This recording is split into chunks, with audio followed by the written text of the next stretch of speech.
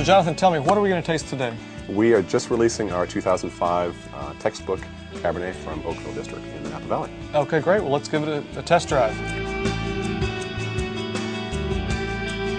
Tell me in your words how this vintage compares to your first vintage.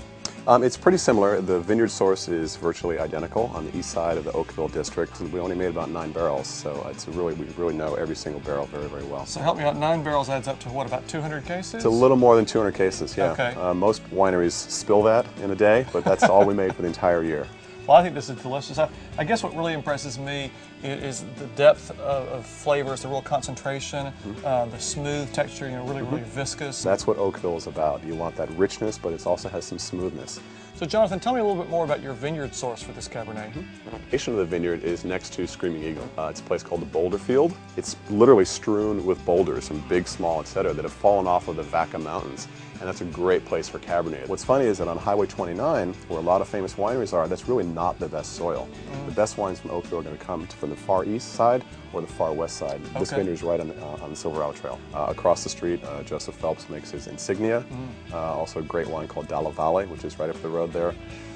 Rudd is right there as well. So we're surrounded by really the creme de la creme of the folks in Oakville. One of the things I loved about your wine last year was it was such a great value. I mean, I believe we were selling it for around $45. That's right. And so how does that work when you've got these famous neighbors?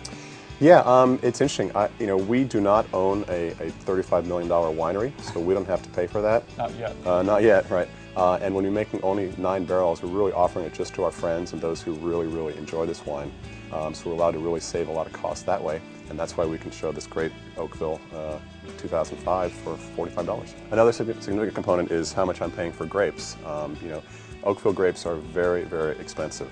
I'm fortunate to have a long-term contract with someone I know very well and respect their farming, and I work with them every day on this. So we're able to get some great grapes but not have to spend literally $10,000 per ton. Wow, yeah, well the quality shows, so I say it's worth it. Great, me too. Cheers. Cheers, thanks for joining us.